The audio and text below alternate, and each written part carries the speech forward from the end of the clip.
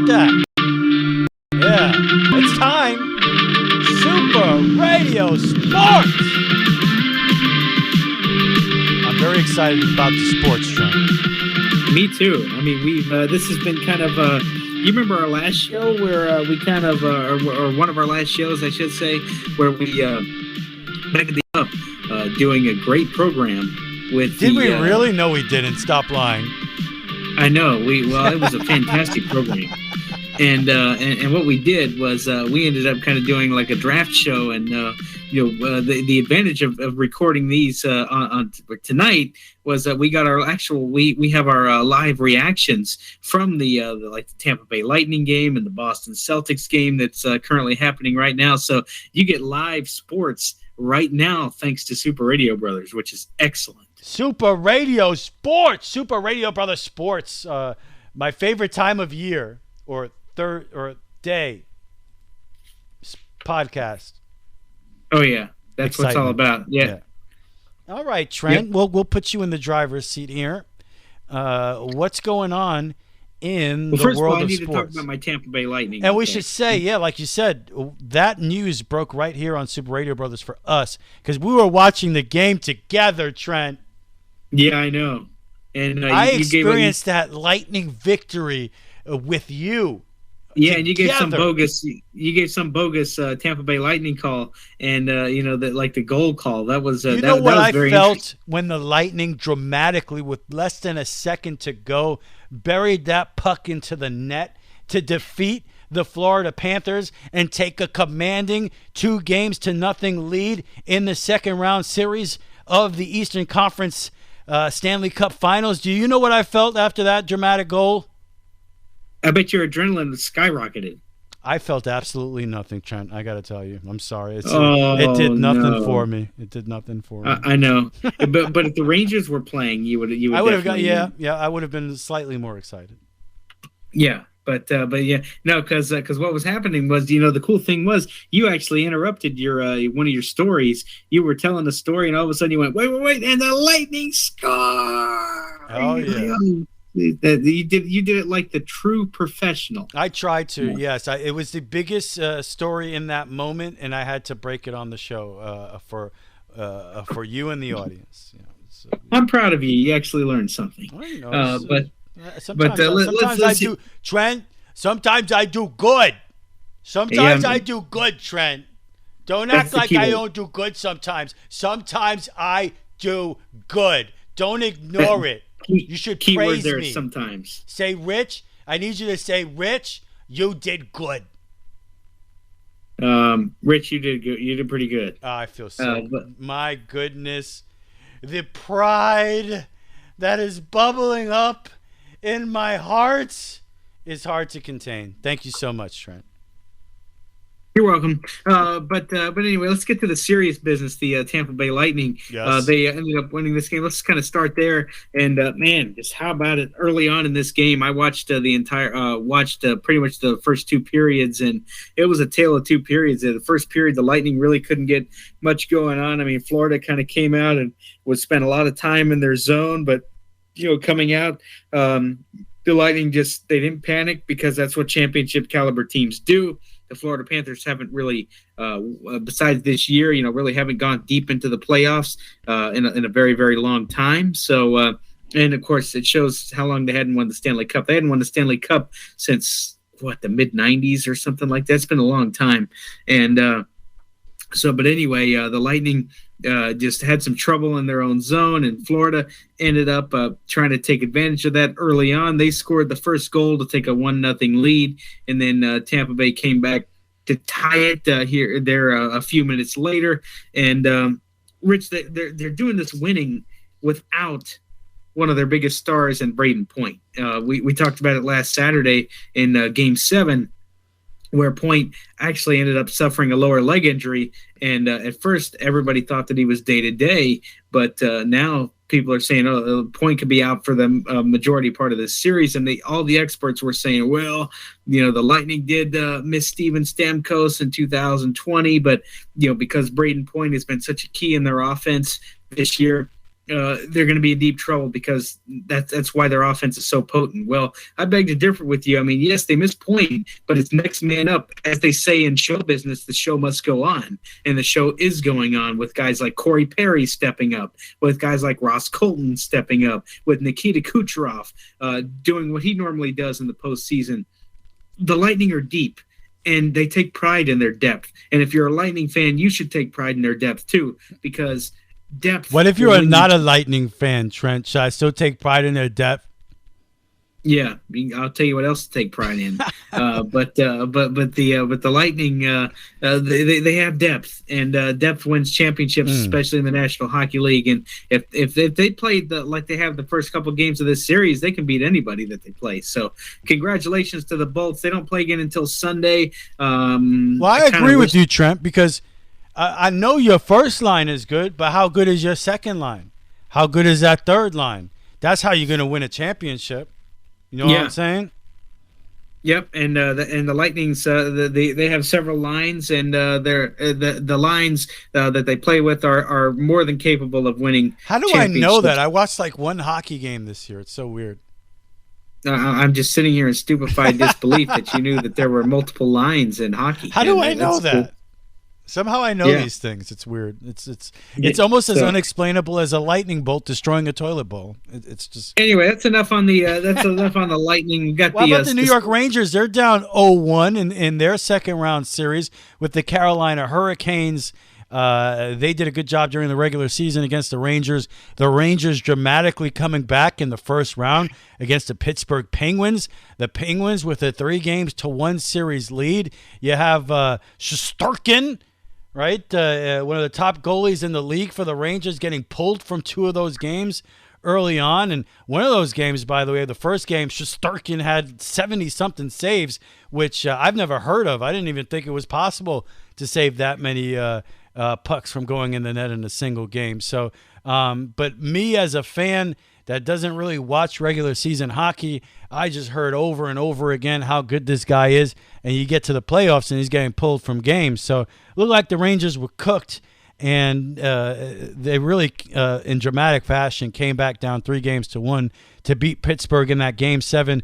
Not only that, but also losing in that Game 7 by a goal and tying it with less than 5 minutes to go, and then eventually winning it. So it's been a while as a Ranger fan where you had a significant victory in the playoffs that made you think, well, this team's maybe can do something, but I don't know. I just don't beyond the goalie, and he's looked really shaky in these playoffs. Supposed to be the key to the team.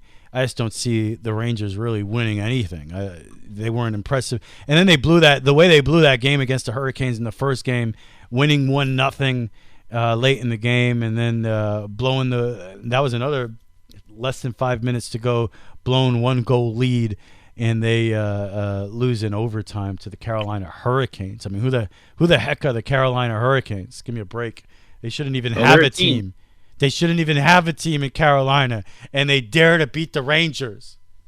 Disgusting, Trent. Hey, what's so bad about the people in Carolina? They know their hockey. There's nothing wrong with the people in Carolina, but they shouldn't have a hockey team in Carolina. Oh, okay. For that matter, they shouldn't have a hockey team in Tampa. Be honest with you, there's no ice in Tampa. No, I know. How can you play hockey when there's no ice? Well, that's why we have ice in the arena. It's so weird. How do they do it? It's like magic. It's not right, Trent. It's unnatural. It's unnatural. It's very. It's an abomination in the face. Oh, absolutely. Yes. Yep. without question, definitely. It's not right. It's not right. No, it's not at all. And nothing is, especially when you're on this show. Nothing seems right. That's true. No. And if it's like that, then we're doing our job. That's true. Let's move on real quick to the now we're talking since we're talking playoffs. I think we'll leave baseball for last.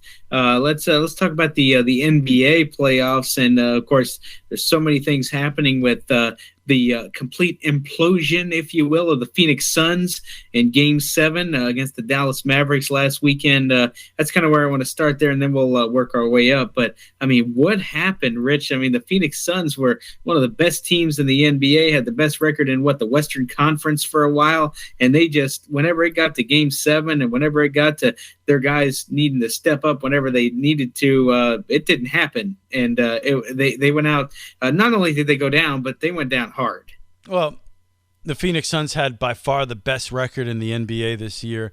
64-win team, 8 games better than the closest team behind them.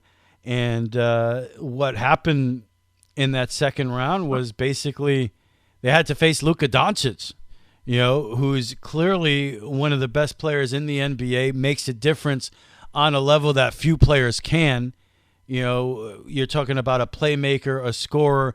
I know people like to kill his defense, but you're looking at a 23-year-old kid that is playing on a team with no other superstar that just beat a 64-win team in a 7th game on the road and is in the Western Conference Finals. What this dude is doing at 23 is pretty incredible. That's the first thing. That's what happened to Phoenix. Also, what happened to Phoenix is Chris Paul had nothing left. Rinse, dry, repeat. This is a story that we've seen over and over again. He just doesn't make it. Once you get to the playoffs and you have to rely a little more physically, he gets injured. We saw it with the Houston Rockets a couple years ago. It was sickening, because I was rooting so heavily for the Rockets and Chris Paul and James Harden to knock off the Golden State Warriors. And it looked like they could. They had a 3-2 lead going into Game 6. And what happened? Chris Paul pulled hamstring. Can't play in Game 6 and 7. What happened? Warriors win Game 6 and 7. Harden didn't have enough without Paul. Paul does not. Chris Paul, they were naming him the point god right after those first 2 games where Phoenix went out there and destroyed Dallas those first 2 games. And I said it on this show, Trent, Pat Riley always says that the series really doesn't start. That's the old cliche. A series doesn't start until the home team loses a game. That hadn't happened yet, and everything changed once they got to Game 3 and they got to Dallas. And, the Suns rely on that perimeter offense, that mid-range game, and the Mavericks just have guys they can throw it at you, whether defensively, whether it's a Reggie Bullock, a Finney Smith, a Brunson. All of these guys can run out and play really good perimeter defense, and it was suffocating for the Suns. Chris Paul had nothing left by the end of the series, and I think even bigger is that the Suns got a no-show from Devin Booker. And if the Suns were going to compete in that Game 7, they needed Devin Booker to be every bit the player that Luka Doncic was in that game, where he's putting up close to a triple-double, close to 40 points. And Devin Booker was an absolute no-show. I mean, he did nothing. And when you get the performances that you got out of Booker and out of Chris Paul in a Game 7 at home, you're just not going to beat a team that has a Luka Doncic on their side. Devin Booker, this guy's supposed to be one of the best players in the league. I saw people put in Devin Booker in the top 5 in MVP voting this year. His team won 64 games. Devin Booker in Game 7 at home had 11 points. 11 points. It's just not going to get it done. Chris Paul had 10 points. I mean, these, it's not. You turn around, look at the other place. Luka Doncic, 35 points, 10 rebounds, 4 assists. He ripped their heart out. He took their soul. I mean, and in that game, he had a running mate. Spencer Dinwiddie, who was a big part of that trade early in the season, at the end of the year there in January, where they sent that piece of dead weight garbage, Kristaps Porzingis. They make the trade. They get him out of there. They bring in Spencer Dinwiddie. He only scored 30 points in Game 7 in Phoenix, and that was going to be the big thing. Yeah, you heard a lot of people saying that you know what, Phoenix going to win Game 7 because those those Dallas role players, they don't play the same on the road. Well, in this game, they showed up. Dinwiddie had 30 points. Brunson had 24 points. They were there to run with Luka, and Luka ultimately made it happen there. So, but Trent, for a long answer to a short question, what happened to the Phoenix Suns? One, Luka, and two, Booker and Chris Paul just didn't show up. They were nothing performances. And to me, I look at Phoenix now. You won 64 games this year. You were by far the best regular season team. If it didn't happen this year, it's not going to happen. And they should really think about moving on from Chris Paul and getting someone else in there that could run with Devin Booker and maybe make a difference. Because Chris Paul, we've seen it already. This over and over again. He doesn't make it to the end of the playoffs. Something always happens. There's an injury. It's just he does, and that's what happened. We saw it, Houston, Golden State a couple years ago, and we just saw it again. You know, now he played in the game, but he clearly had something going on. There was something wrong with him. He just wasn't the same player. Yeah, I'm not going to be surprised, Trent, if in a week from now, 2 weeks from now, sometime during the offseason, we're going to hear, oh, you know what, Chris Paul had, a calf injury. He had a pull somewhere. Yeah. You know, you're going to hear about some kind of injury he had. But it happens every year, so would I be shocked? No. That's what happened, Trent, to the Phoenix Suns. Well, that was a long-winded answer, but, I'll take it. I apologize. I ran out of breath. I could have kept talking about it. Oh, I know. But, hey, I love basketball. Hey, I do too. I didn't say I didn't. But, I know. I know. I'm sorry. I'm just trying to give myself an excuse for talking so long about Dallas and Phoenix. Well, and then we also have to touch on a little bit the Celtics-Bucks Game 7. That was very interesting in itself with Giannis. I mean, he did score a lot of points. Shoot, Giannis, just what a way to go out. But nobody else was helping him. And like you and I talked about off the air, the Bucks really missed Chris Middleton during that series.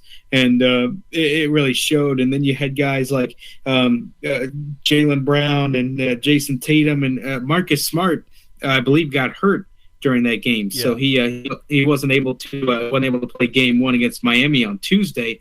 So Marcus Smart, and of course Al Horford hasn't been playing. He's out for a little while himself. But you had guys like Derek White, you had guys like Peyton Pritchard, you had guys like Grant Williams. Williams has been around the league for a little while, and he had one of his biggest playoff games of his career, arguably his biggest playoff game of his career in Boston. Was really able to shoot 3-point shots, and that's the main reason they were separated from the Heat, is because of their 3-point shooting and with the Bucks rather, is their 3-point shooting and their boxing out of not allowing the Bucks to get too many offensive rebounds. Now, they had stretches in the first half where their box out was not as great as it is capable of being, but when it was all said and done, Milwaukee had no answer for Boston's offense, and Milwaukee couldn't get shots to go down offensively either. Besides Giannis Antetokounmpo, I mean, who else really scored double figures? You only had maybe one or two other guys who did, and that's not going to get it done if you're Mike Budenholzer's team.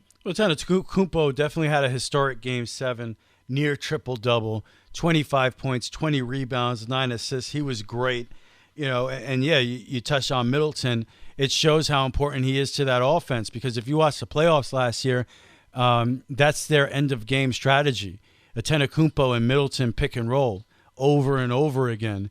Well, Antetokounmpo didn't have a player that's that much of a threat to run the pick and roll with, and they just had nowhere to go late in these games, and it caught up to them at the end of the series. And Drew Holiday had a decent game in Game 7, but you just needed more from everyone around Giannis. And when you look at the Celtics, it's also just the balance that you got from them. Yes, Tatum had a great game. He had the 23 points, but Williams had a surprising 27 points. Jaylen Brown added 19. Smart had the double-double with the 11 points and the 10 assists, not to mention the 7 rebounds. Pritchard with 14 points off the bench. So, those role players showed up at home in a Game 7 as you would expect, that what you would hope for if you're the Celtics and you're the home team. So at the end of the day, they just had too much for Milwaukee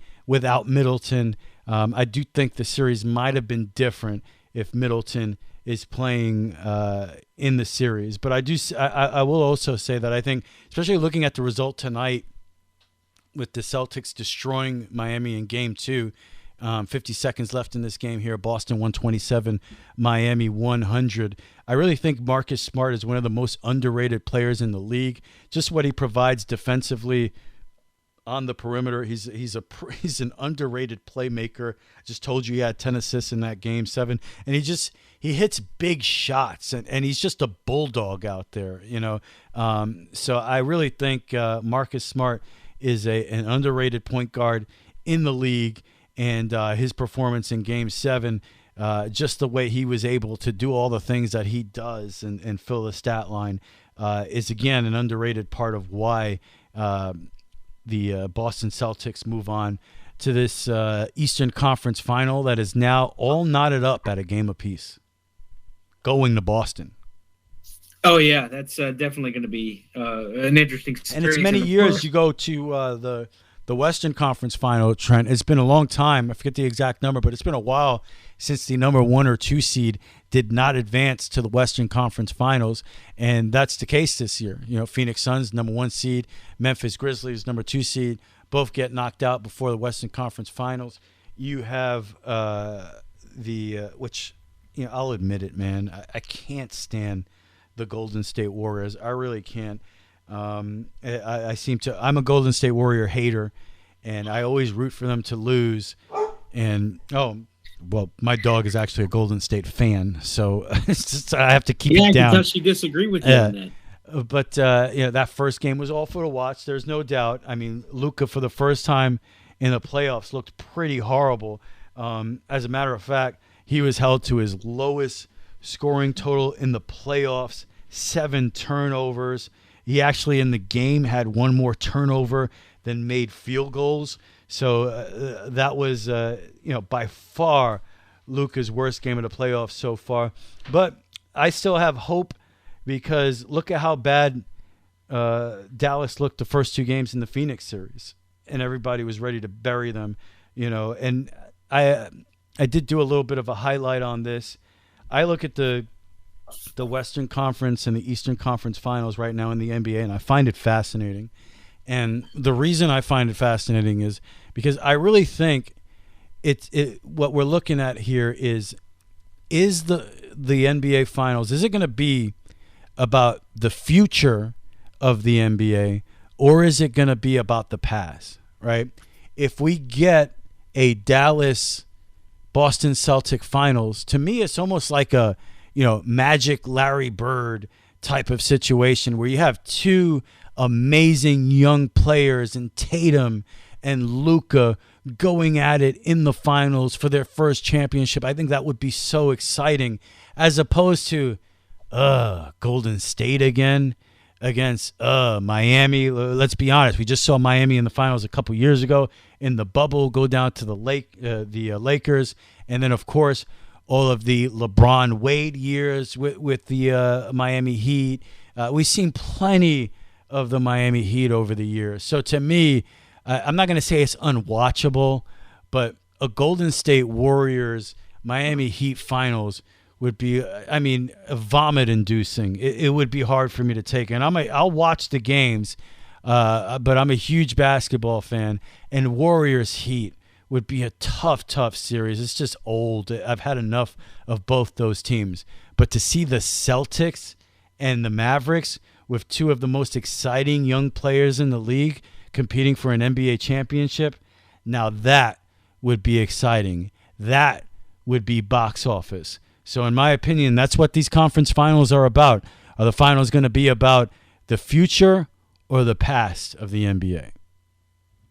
We'll see. Definitely should be interesting. We have Steph Curry and the Golden State Warriors. Curry is just Curry has played a 6-man kind of off the bench kind of deal, and It's so he really hasn't been in the starting lineup, and but it just shows that how versatile of a player he is.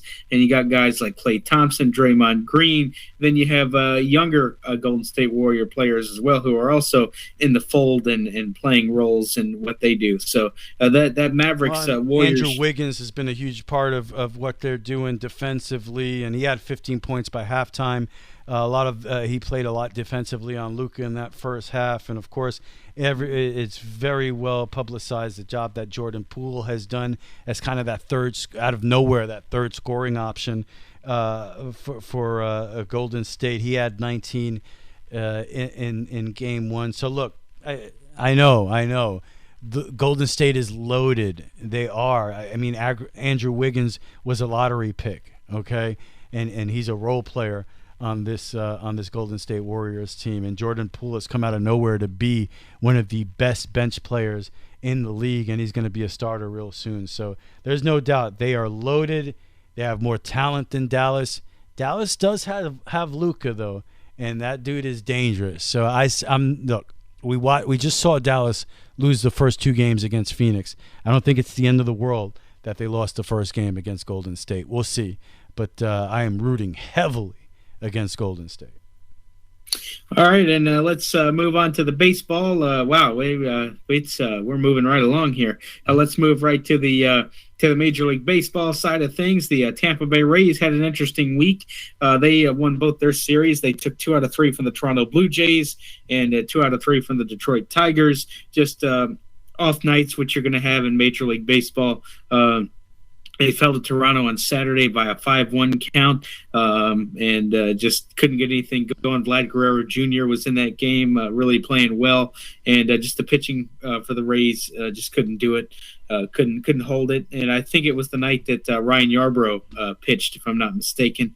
And then on Monday, the Tampa Bay Rays lose a tough game. I mean, Detroit took a lead, and then Tampa Bay came back to tie it. And in the top of the ninth inning, they hit a solo home run.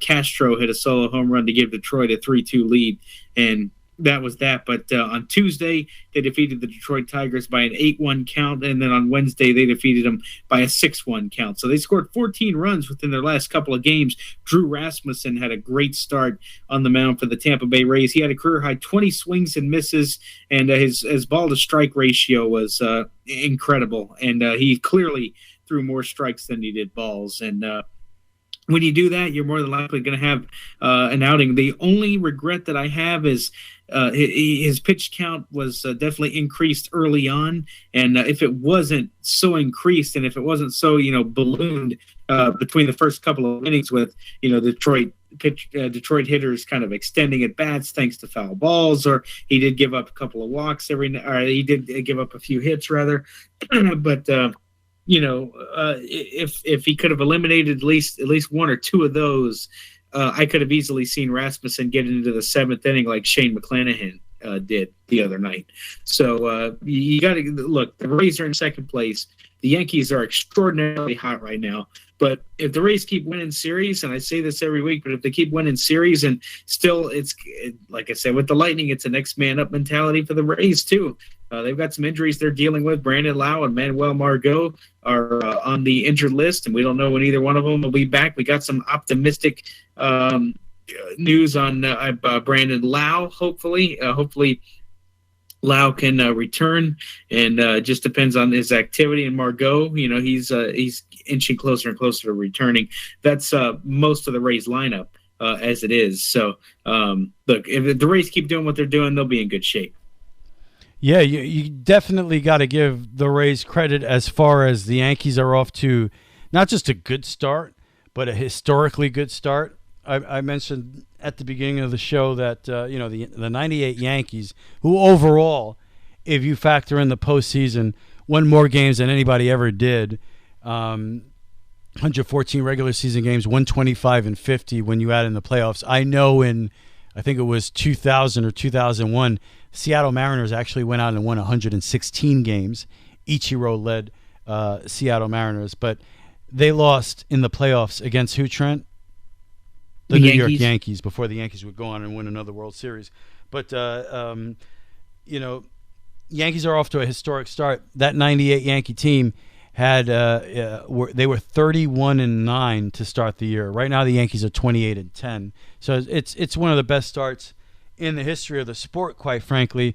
And if you're the Rays, you're still only 5 games back. So you've held your own. You're not getting wiped out here. You're still within striking distance.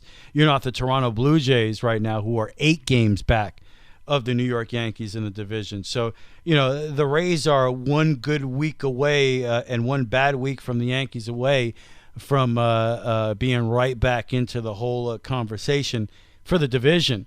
And you want to talk about winning series. Well, that's what the Yankees do. The Yankees have lost one series the entire season. I think it was at this point it's 11-1-1, and that one series loss was against the Baltimore Orioles, which is so frustrating because the Orioles stink.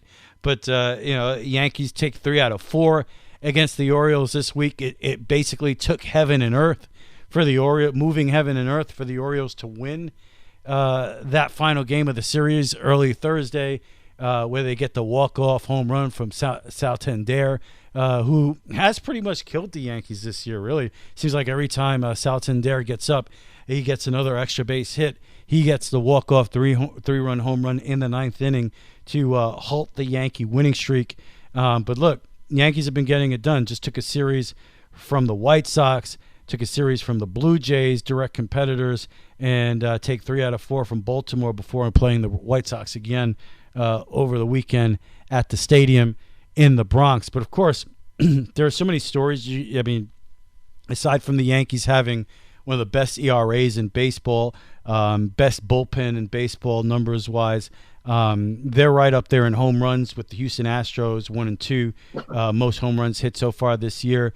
Anthony Rizzo has 10, Giancarlo Stanton with 10, and of course the most impressive of them all, and we talked about it here before, is he still, do you still think he was dumb for not signing a contract at the beginning of the year? Aaron Judge, Major League Baseball best, 14 home runs.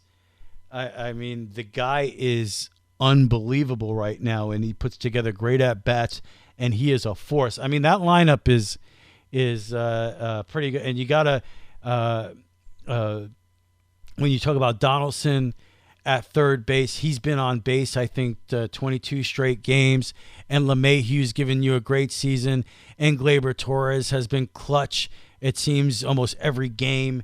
So, look, it's early, but at the same time, you're getting to the part of the season where you should be getting a feel for your baseball team and what they're going to do. And there are a couple more things with the Yankees here. One thing that cannot be ignored. Yankees have had a rough couple of years here, whether it's the shortened year or last year. But one thing that can't be ignored is it's been a long time since the Yankees have had a season where they were healthy, where the guys who were signed and they're supposed to be playing baseball are actually on the field for this team. They have had, and knock on wood, but the Yankees have been horrific the last couple of years as far as their health. So far this year, I mean, everybody is healthy and ready to go and getting out there and playing baseball like they're supposed to. And that's resulted in big-time wins, and you could talk about, well, Yankees are beating Baltimore. They're beating the Guardians, Well, White Sox supposed to be a pretty good team. I know they're only 500 right now, but they're supposed to have a better record than that. Part of the reason they don't have a better record than that is because they played the Yankees. Yankees went out there, they beat the White Sox in Chicago. You know what? Blue Jays were supposed to be world beaters this year. Yankees went out there and had 2 good series against the Blue Jays already this year so far. Blue Jays are 8 games out of first place. Yankees haven't played the Rays yet. That hasn't happened yet, and that'll be interesting because the way you look at it right now, the only team in striking distance in the division are the Tampa Bay Rays. And smoke and mirrors, I mean, it is a mystery how this team on that payroll with those players every single year find a way to be relevant It is one of the greatest mysteries in sports how the Tampa Bay Rays win games during the regular season. But they're doing it again. They're right there. They're 5 games out, so you got to give them credit. And it'll be interesting to see. Look, they always give the Yankees a heck of a time, especially when the games are in Tampa. So, and that's coming up in a week here. And we'll see where the teams are at after that series. So we got to see the Yankees play the Rays. But so far, a historically great start, and it's been a lot of fun to watch, man. I mean, did Aaron Judge just hit another home run? I think so. My goodness. Wow. They are playing unbelievable baseball right now. It's fun to watch. Absolutely, and that does it for the sports. What? We should talk about, I think Tiger Woods is going to – no, I'm just kidding. It's time to sit down and unwind to the Couch Report. Don't worry, Trent. I'm not going to talk golf. I'm not into it. Because that would put me to sleep. Yeah, at this point, it's the end of the show. We don't want to talk golf. We're not into that. We're not trying. Maybe if we would have got into it at the beginning of the show, Tiger about to play in his second major since coming back. But I'm not. Yeah, definitely. I'm not down with that, yo. I'm not down. Something talk maybe save for next week. All right. Well, especially if he wins, we'll talk about it. That's not going. Spoiler alert. That's not going to happen. No. All right.